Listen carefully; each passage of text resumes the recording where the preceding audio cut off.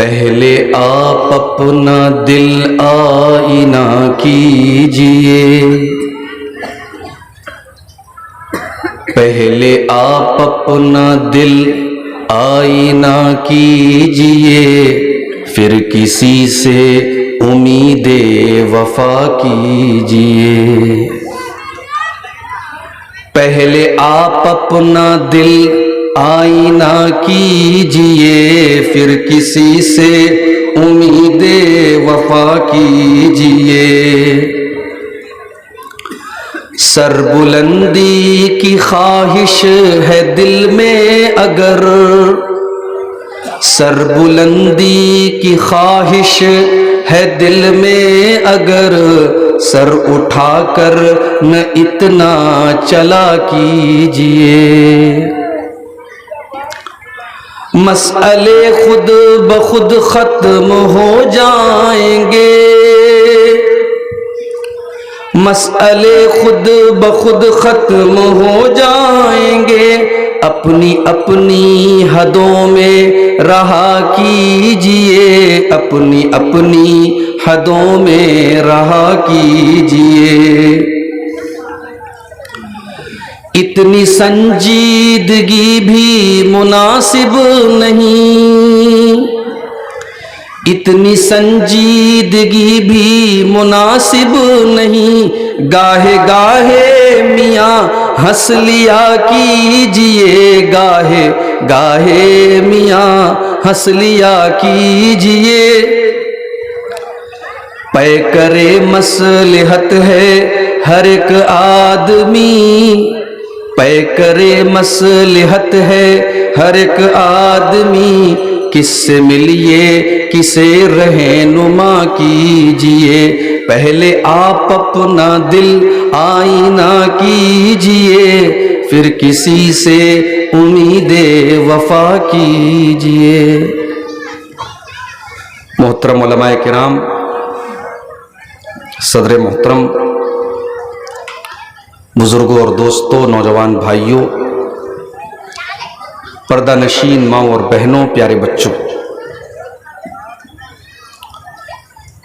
یہ میرے لیے بڑی خوش نصیبی کی بات ہے کہ اپنے بڑے ہی معزز اور موقر استاذ شیخ علی حسین سلفی رحمہ اللہ کے آبائی گاؤں بڑا سرسا میں ایک بار پھر آپ کے سامنے حاضر ہونے کا موقع مل رہا ہے۔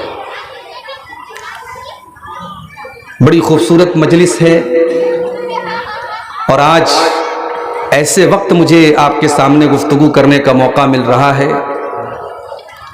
جو میں سمجھتا ہوں تقریر کے لیے بڑا مناسب وقت ہے۔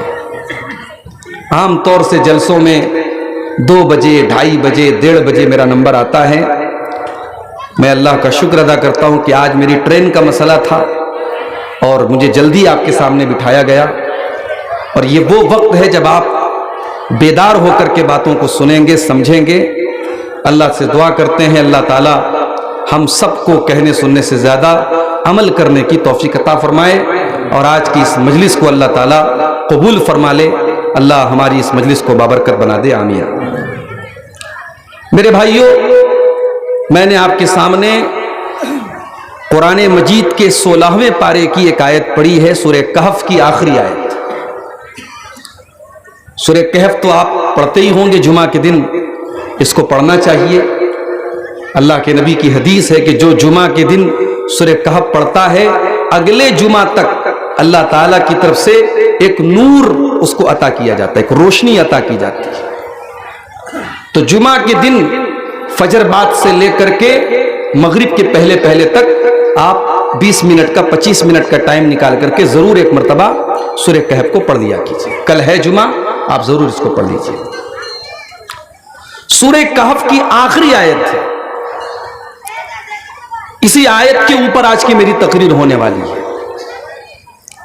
اس آیت میں اللہ تبارک و تعالیٰ نے شریعت کے 2 اصول بتائے، اور انہی دونوں اصولوں کے اوپر پوری شریعت قائم ہے۔ اگر ان 2 چیزوں کو آپ نے سمجھ لیا، آپ نے پورے اسلام کو سمجھ لیا۔ تو آئیے پہلے اس آیت کا ترجمہ دیکھ لیتے ہیں، اس کا مطلب دیکھ لیتے ہیں۔ قل انما انا بشر مثلکم، اے نبی آپ کہہ دیجئے میں تمہارے ہی جیسا ایک بشر ہوں، ایک انسان ہوں، مجھے تم کوئی دوسری مخلوق نہ سمجھ لینا، مجھے فرشتہ نہ سمجھ لینا، مجھے تم نور نہ سمجھ لینا۔ قل انما انا بشر مثلکم، میں تمہارے ہی جیسا ایک بشر ہوں، انسان ہوں۔ یوحا الیہ، لیکن میں عام انسان نہیں ہوں، میں اللہ کا نبی ہوں، میں اللہ کا رسول ہوں، میں اللہ کا آخری پیغمبر ہوں۔ میرے پاس اللہ تعالیٰ کی وحی آتی ہے، اللہ کا حکم آتا ہے۔ یوحا الیہ، میری طرف اللہ تعالیٰ اپنی وحی نازل کرتا ہے، انما الہکم الہ واحد، اور مجھے اس بات کا حکم دیا گیا ہے، مجھے یہ بتایا گیا ہے کہ تمہارا معبود صرف ایک ہے، تمہارا رب صرف ایک ہے، تمہارا عبادت کرنے کے لائق اگر کوئی ذات ہے تو ایک ہی ہے۔ یعنی اللہ کے نبی کی سب سے بڑی دعوت توحید کی دعوت، یہ پتہ چلا۔ اس کے بعد اللہ نے فرمایا فَمَنْ كَانَ يَرْجُو لِقَاءَ رَبِّهِ فَلْيَعْمَلْ عَمَلًا صَالِحًا، جو اپنے رب سے ملاقات کرنا چاہتا ہے، جو جنت میں جانا چاہتا ہے، جو اللہ تعالیٰ کے یہاں کامیاب ہونا چاہتا ہے، وہ دو کام کر لے۔ فَلْيَعْمَلْ عَمَلًا صَالِحًا، پہلا کام تو یہ کر لے کہ وہ جو بھی عمل کرے وہ عمل صالح کرے، وہ نیک عمل کرے۔ اگر اللہ تعالیٰ سے ملنا چاہتا ہے، اگر جنت میں جانا چاہتا ہے تو ایک کام تو یہ کر لے کہ نیک عمل کرے، عمل صالح کرے۔ اور دوسرا کام کیا کرنا ہے؟ وَلَا يُشْرِكْ بِعِبَادَةِ رَبِّهِ أَحَدًا، اور اپنے رب کے ساتھ کسی کو شریک نہ کرے، شرک نہ کرے۔ دو چیزیں ہیں اس آیت میں۔ اگر آپ اللہ تعالیٰ سے ملنا چاہتے ہیں، جنت میں جانا چاہتے ہیں، کامیاب ہونا چاہتے ہیں، تو دو کام آپ کو کرنا پڑے گا۔ پہلا کام، آپ کو نیک عمل کرنا پڑے، عمل نہیں، نیک عمل، عمل صالح۔ عمل صالح کس کو کہتے ہیں؟ آپ کو یاد ہوگا ہمارے پرائم منسٹر صاحب نے آج سے کچھ سال پہلے ڈی مونیٹائزیشن کیا تھا، نوٹ بندی کی تھی۔ 1000 کے اور 500 کے پرانے نوٹ بند۔ آپ کو یاد ہوگا بڑی پورے ملک میں بڑے برے حالات پیدا ہو گئے تھے، بڑے مسئلے ہوئے تھے، وہ سب مسئلہ میں چھیڑنا نہیں چاہتا، لیکن آپ کو اتنا تو یاد ہوگا کہ اب پرانے نوٹ بند ہو گئے۔ اب آج کے دور میں پرانے 1000 کا نوٹ آپ 1 کروڑ بھی لے کے چلے آئے، کوئی اس کو لینے کے لیے تیار نہیں ہے۔ حالانکہ پرانا نوٹ زیادہ خوبصورت لگتا تھا، اس کا کاغذ بھی زیادہ مضبوط نظر آتا تھا۔ یہ جو موجودہ نوٹ ہے 500 کا یا 2000 کا، یہ پتلا بھی ہے، اس کے مقابلے میں کمزور بھی لگ رہا ہے، مگر آج اسی کی ویلیو ہے، اس کی ویلیو نہیں ہے۔ کیوں؟ کیونکہ وہ انڈین گورنمنٹ نے اس کو قبول کرنا بند کر دیا ہے، بھارت سرکار نے اس کو بین کر دیا ہے، اب اس کی وہ چل نہیں سکتا۔ تو دین کے اندر، شریعت کے اندر، اسلام کے اندر وہی عمل چلے گا جس عمل کے اوپر جناب محمد رسول اللہ صلی اللہ علیہ وسلم کی مہر ہو۔ آپ کا عمل دیکھنے میں بہت اچھا ہے، رات بھر آپ جاگ کر کے عبادت کر رہے ہیں، لیکن اگر اس عمل کے اوپر جناب محمد رسول اللہ صلی اللہ علیہ وسلم کی مہر نہیں ہے تو وہ عمل شریعت کی نظر میں صحیح نہیں ہے۔ اس نوٹ کو، اس عمل کو اللہ کے نبی نے ریجیکٹ کر دیا ہے، شریعت نے ریجیکٹ کر دیا ہے، وہ عمل اللہ تعالیٰ کے یہاں قبول نہیں ہوگا۔ اور دوسری شرط کیا ہے؟ اللہ کے ساتھ آپ کو کسی کو شریک نہیں کرنا ہے۔ میرے بھائیوں، پورے دین کی بنیاد انہی دو چیزوں پر ہے۔ ہم جو کلمہ پڑھتے ہیں، کلمہ میں ہم کیا کہتے ہیں؟ اشہد ان لا الہ الا اللہ واشہد ان محمدًا عبدہ ورسولہ، میں گواہی دیتا ہوں کہ اللہ کے سوا کوئی عبادت کے لائق نہیں ہے، اور میں یہ گواہی دیتا ہوں کہ محمد صلی اللہ علیہ وسلم اللہ کے بندے اور رسول ہیں۔ انہی دونوں چیزوں کے اوپر تو پورا دین قائم ہے۔ دو سوالوں کا جواب ہے۔ پہلا سوال ہے عبادت کس کی کرنی ہے؟ جواب ہے لا الہ الا اللہ، عبادت صرف اور صرف اللہ کی کرنی ہے۔ دوسرا سوال عبادت کیسے کرنی ہے؟ جواب اشہد ان محمد الرسول اللہ، عبادت اللہ کے محمد اللہ کے جو رسول ہیں صلی اللہ علیہ وسلم ان کے طریقے کے مطابق کرنی ہے۔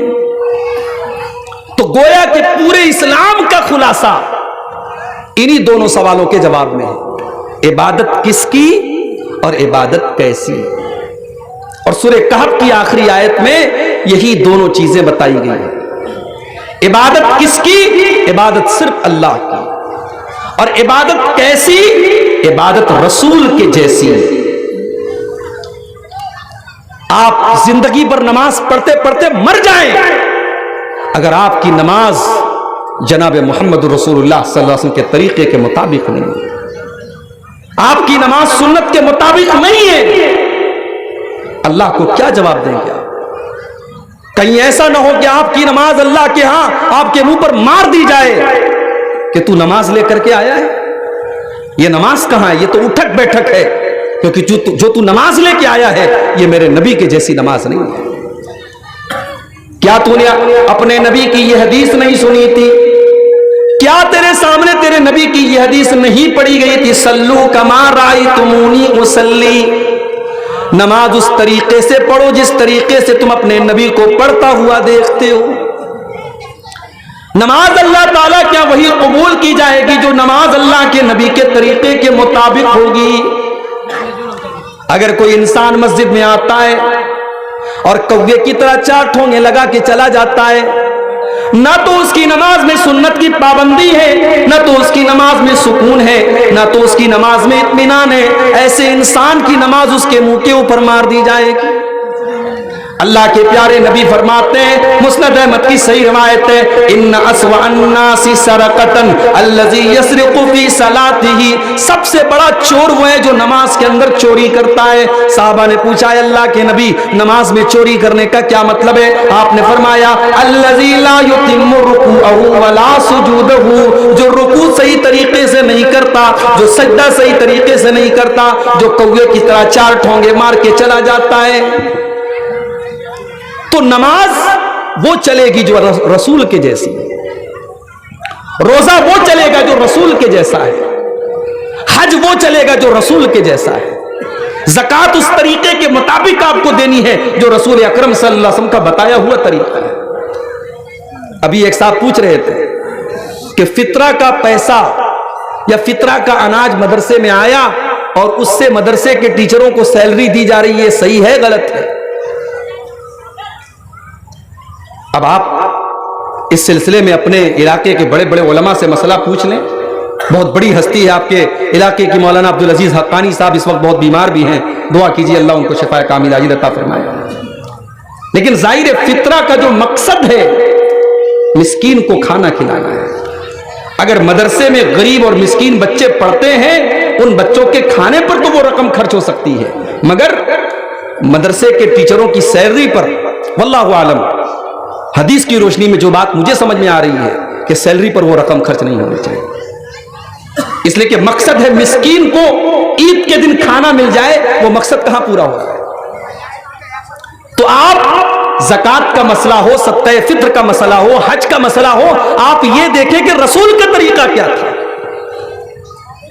صحابہ کرام ہر مسئلہ اللہ کے نبی سے آ کر کے پوچھا کرتے تھے، جس مسئلے میں ڈاؤٹ ہوتا تھا وہ اللہ کے نبی سے آ کر کے پوچھا کرتے تھے اور اللہ کے نبی ان کے مسئلے کو حل کرتے تھے۔ جب اللہ کے نبی دنیا سے چلے گئے، آپ کے دنیا سے چلے جانے کے بعد اب قرآن اور حدیث ہمارے سامنے موجود ہے۔ آپ نے فرمایا ترکت فیکم شیئین لن تضلوا بعدہما، میں دو چیزیں تمہارے بیچ میں چھوڑ کے جا رہا ہوں، جب تک تم ان دونوں چیزوں کو تھامے رہو گے تم کبھی گمراہ نہیں ہو سکتے۔ کتاب اللہ و سنتی، ایک اللہ کی کتاب قرآن مجید ہے اور ایک میری سنت ہے، میرا طریقہ ہے۔ قرآن و سنت یہی دو چیزیں ہیں میرے بھائیوں. نبی اکرم جب تک موجود تھے، باحیات تھے، صحابہ آپ سے مسئلہ پوچھتے تھے. اب نبی اکرم کی دنیا سے چلے جانے کے بعد اب نبی کی حدیثوں میں ہم تلاش کریں گے حج کا طریقہ کیا ہے، روزے کا طریقہ کیا ہے، زکوٰۃ کا طریقہ کیا ہے، نماز کا طریقہ کیا ہے. صحابہ کو آپ دیکھیے. ابھی ایک صاحب نے یہ بھی سوال کیا، رفع الیدین نماز میں بہت سارے بھائی ہمارے نہیں کرتے، کہتے ہیں صاحب منسوخ ہو گیا، اللہ کے پیارے نبی شروع میں رفع یدین کرتے تھے، بعد میں نہیں کرتے تھے. بھائی کیوں منسوخ ہو گیا؟ جواب ملا کہ پہلے لوگ اپنے ہاتھ کے نیچے بت، بغل میں بت چھپا کر کے نماز پڑھتے تھے، تو رکوع کے پہلے رفع یدین کروا دیا جاتا تھا تاکہ بت گر جائے. میرے پیارے ساتھیوں، بڑے ادب سے کہنا چاہوں گا، بڑے پیار سے کہنا چاہوں گا، آپ کو رفع الیدین نہیں کرنا ہے آپ مت کرو. ہم زبردستی تو کسی کے اوپر نہیں کر سکتے، ہمارا کام ہے نبی کی حدیثوں کو پڑھ کے سنا دینا. لیکن اللہ کے واسطے آپ رفع الیدین نہ کرنے کی وجہ صحابہ کرام کی کو مت بناؤ اور صحابہ کرام پر الٹے سیدھے الزام مت لگاؤ. وہ صحابہ جو بت پرستی چھوڑ کر کے میرے نبی کا ساتھ دینے آئے تھے، کیا ان صحابہ سے یہ آپ یہ امید رکھتے ہیں کہ وہ نماز کی حالت میں نعوذ باللہ بت لے کر کے نماز پڑھیں گے؟ ارے صحابہ کرام نے تو بتوں کو توڑا تھا، انہوں نے بتوں کے اوپر پیشاب و پاخانہ کیا تھا، انہوں نے بتوں کو ذلیل کیا تھا. صحابہ کرام سے یہ ممکن ہی نہیں ہے کہ وہ نماز کی حالت میں بت لے کر کے نماز پڑھیں. اور میں پوچھتا ہوں وہ کون سا بت تھا؟ جب پہلی مرتبہ اللہ اکبر کہہ کر کے آپ نے رفع یدین کیا تو اس بت کو تو تبھی گر جانا چاہیے تھا. وہ کون سا بت تھا جو ایک مرتبہ رفع یدین کرنے سے نہیں گرا اور 3-4 مرتبہ کرنے سے گر گیا؟ اگر بت تھا چلو پہلے رفع یدین سے نہیں گرا، رکوع میں جانے کے پہلے رفع یدین کیا اب تو گر گیا، رکوع سے اٹھنے کے بعد کیوں آپ نے کیا؟ تیسری رکعت کے لیے آپ کھڑے ہوتے تھے تب بھی آپ کرتے تھے، آپ نے کیوں کیا؟ یہ بالکل بناوٹی بات ہے میرے بھائیوں، یہ نقلی بات ہے، یہ جھوٹی بات ہے. اور جو یہ کہتے ہیں کہ رفع الیدین کی حدیثیں منسوخ ہے، میں چیلنج دیتا ہوں کہ ثابت کر کے دکھاتے.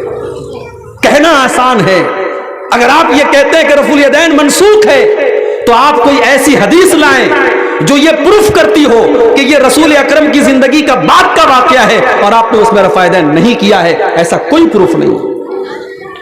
اور ایک نہیں 50 صحابہ کی حدیثیں موجود ہیں رفع الیدین کے اوپر، اور اس میں وہ صحابہ بھی ہیں جو بالکل لاسٹ میں ایمان لائے تھے. حضرت مالک ابن حویرث رضی اللہ تعالیٰ عنہ یہ بالکل لاسٹ میں سن 9 ہجری میں ایمان لاتے ہیں اور یہ کہتے ہیں کہ میں اللہ کے نبی کے پاس آیا. ہم لوگ 9 لوگ تھے، اور ہم لوگ اللہ کے نبی کے پاس دین سیکھنے آئے تھے، اور ہم چند نوجوان لوگ تھے جو نبی کے پاس دین سیکھنے آئے تھے. میرے نوجوانوں، اگر اپنے فیشن پرستی سے آپ کو تھوڑی فرصت ملے، یہ بندروں کے جیسا بال رکھنے سے تھوڑی فرصت ملے، یہ گلے میں الٹے سیدھے لاکٹ پہننے سے تھوڑی فرصت ملے، تو اپنے علاقے کے علماء کے پاس جاؤ اور ان سے دین سیکھو. یہ صحابہ کا طریقہ ہے، وہ علماء کے پاس جاتے تھے، ان سے دین سیکھو.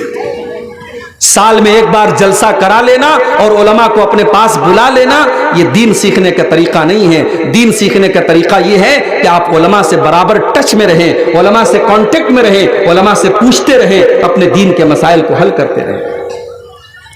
حضرت مالک ابن حویرث کہتے ہیں ہم تقریباً 9 لوگ تھے، سب کے سب نوجوان تھے، اور ہم اللہ کے نبی کے پاس دین سیکھنے کے لیے آئے تھے. فَأَقَمْنَا عِنْدَهُ 20 لَيْلَةً، ہم نے اللہ کے نبی کے پاس 20 دن گزارا. 20 دن تک ہم اللہ کے نبی کے پاس رہے. ہم شادی شدہ تھے، ہمیں اپنی بیوی کی یاد آنے لگی، اپنے بچوں کی یاد آنے لگی. اللہ کے پیارے نبی بڑے رحم دل تھے، بڑے مہربان تھے. آپ صحابہ کے ذہن کو پڑھ لیا کرتے تھے، صحابہ کا چہرہ دیکھ کر کے آپ ان کے دل کی کیفیت کو سمجھ جایا کرتے تھے. آپ سمجھ گئے ہم شادی شدہ لوگ ہیں، ہم بال بچے والے لوگ ہیں، ہمیں اپنے گھروں کی یاد آ رہی ہے، اپنے بیوی بچوں کی یاد آ رہی ہے. آپ نے فرمایا اے میرے صحابہ، آپ لوگ میرے پاس 20 دن تک رہے، آپ نے دین سیکھ لیا، اب جا کر کے آپ اپنے گھر والوں کو جا کر کے دین سکھائیے. ان کو نماز کا طریقہ سکھائیے اور جا کر کے جماعت سے نماز پڑھیے، اور جو آپ میں سینئر ہے، بڑا ہے، اس کو امام بنائیے، جس کو قرآن زیادہ یاد ہے اس کو امام بنائیے۔ اس کے بعد آپ نے فرمایا وَصَلُّوا كَمَا رَأَيْتُمُونِي أُصَلِّي، اور نماز اس طریقے سے پڑھو جس طریقے سے مجھے پڑھتے ہوئے دیکھا۔